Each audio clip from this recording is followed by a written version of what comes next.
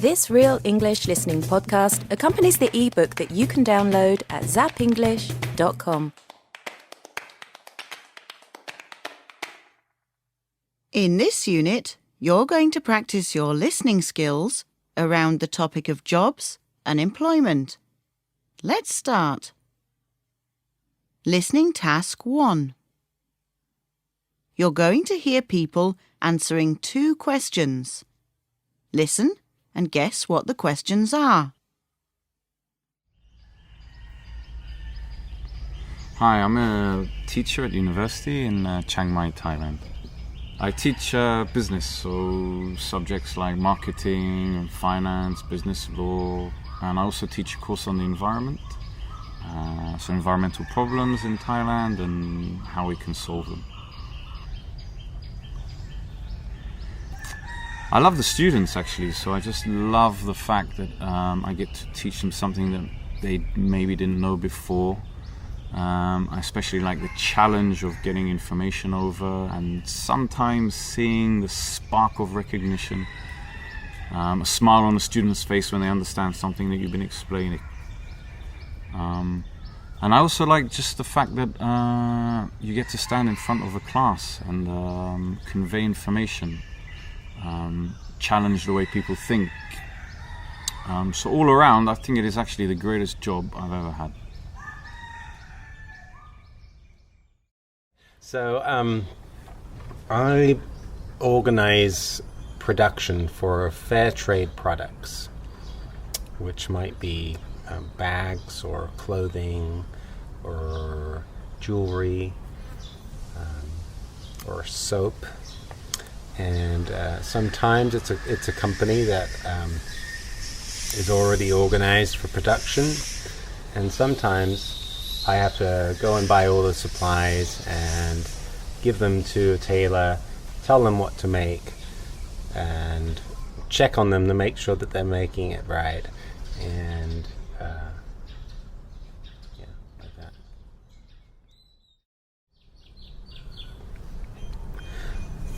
I like how creative I can be and how varied it is, because I get to work with lots of different people, and I also get to design sometimes, which is fun, and I get to go to different places, so I'm not always working at home. I get to get out.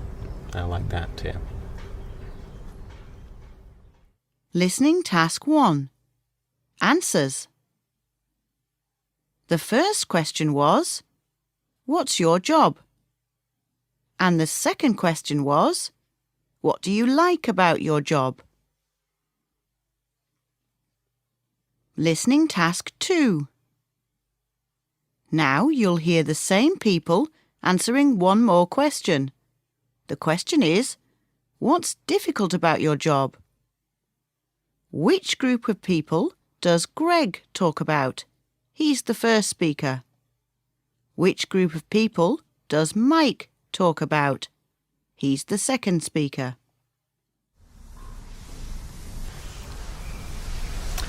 What's difficult about my job is partly working with different time zones overseas. So sometimes I have to work on the weekend, which is okay, but then I don't have the answers that I need or want on a Monday morning. Also it requires putting a lot of time and money into new samples, because customers always want to see something new, and they often want to see something new before we've sold any of the old samples that we've made. So that can be quite frustrating and time consuming.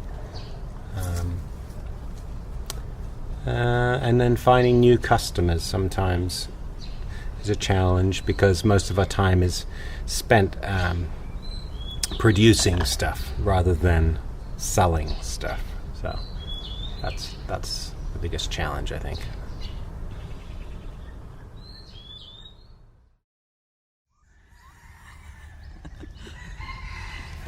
What's difficult about teaching, I guess, is motivating students. So if you're teaching a subject that maybe they're not too interested in at the beginning, how do you get them to participate in class? How do you get them to do readings that they need to do on background? How do you actually get them interested in the subject that you're teaching? Because if you have a classroom full of bored students, they don't really learn. So I think that's the most difficult thing. Listening task 2. Answers. Greg talks about difficulties with customers.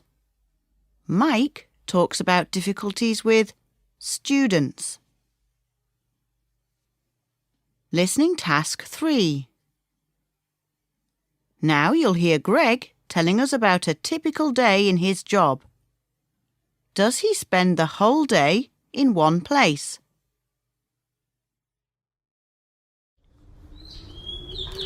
Okay, a typical day for me would be to spend a couple of hours in the office checking emails, doing a little bit of work on designs, and then checking in on producers. So that might just be phone calls or visiting them at their shop, at the market, or at their home.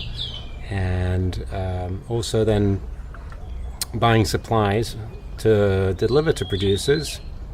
And also when I visit the producers, I have to spend time with them because the big part of my job is the relationship with them, and they often expect me to stay longer than I would normally need to stay. I think I need to stay. So yeah, that takes time too.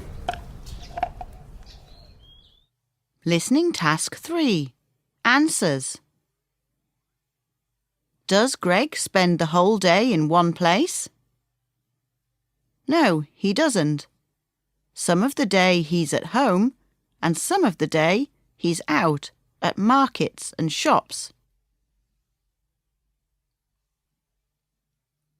Listening task 4. Before we listen to part 4, there's a word you need to know to understand the conversation. Do you know what we call it when two things are not together? They are apart. They don't touch each other. They are not joined or connected. They are separate. This word can also be a verb, to separate, and the noun is separation. So remember that meaning for the conversation. Separate. Now, what do you think the good and bad things about working for yourself could be? What's good and what's bad about working from home? In the last part of this unit, you'll hear Tom and I talking about these things. What advantages and disadvantages do we discuss? Are they the same as your ideas? Hello, this is Katie, and I'm talking to Tom. Hello. And we are in Tom's lounge, and we're talking about work. Yes. Are we working? I suppose we are working. We're working and talking about work. And what I wanted to ask you about was how you feel about working from home. Okay, yes, I can say a few things about that because I've spent many years mainly working from home in Thailand and in Spain and in England on and off as well. So that's different between us because I've only been working from home for the last year or so. Before that I went to work, whereas long time you've been working at home. Yeah, so I think for me the disadvantages are becoming more obvious and more apparent over time than, the initial advantages are, you create your own work time, you set your own hours, you get up when you want, you don't have to waste time travelling. But when you've done it for a long time, for example, I'm starting to feel quite lonely. Because you're at home all day on your own. Yeah, and I don't mix with people. I don't talk to other people during the day much. So I miss human contact. Yeah. A lot. I can see how that would happen. I think for me, because it's still fairly new, I just absolutely love it. I love the fact that I decide when I start work and I decide what I'm wearing. This is a big thing for me. I actually quite like working in my pyjamas. Yeah, they always joke that when you start working freelance or at home, then you can work in your underwear, if you like. Yeah, I don't work in my underwear, just so nobody I has do any. sometimes. No, I didn't say that. And I like, I thought to begin with maybe I would work less, but actually I think I work more because it's difficult, and maybe this is a disadvantage. It's difficult to stop work because when you work from home, anytime you're in the house, you can feel like you're at work. Do you have that? Yes, very much. And it's one of the hardest things is to create a separation between your work and your home. So, when you go out to work and you come home, it feels really nice to be home. But if you don't leave the building, then it's difficult to create the separation. And now I have a separate office, which is great because I can sort of shut the door. And when I shut the door, I've left work. But still it's difficult. I can find myself sometimes going into the room, starting work again, and you work sometimes, there's nothing stopping you working until midnight. Yeah. I remember reading years ago about a guy who worked from home, and what he did to give himself a feeling like he was going to work is that he would get up normally, have a shower, put his work clothes on, go out of the front door, walk around the house and come in the back door to give himself the feeling that he'd left home when he was going to work. And this is what my friend Ben recommended to me 2 weeks ago. He said, why don't you get on your bike, ride around for 15 minutes and then arrive back at the house and then start work. And I think it could work. Yeah.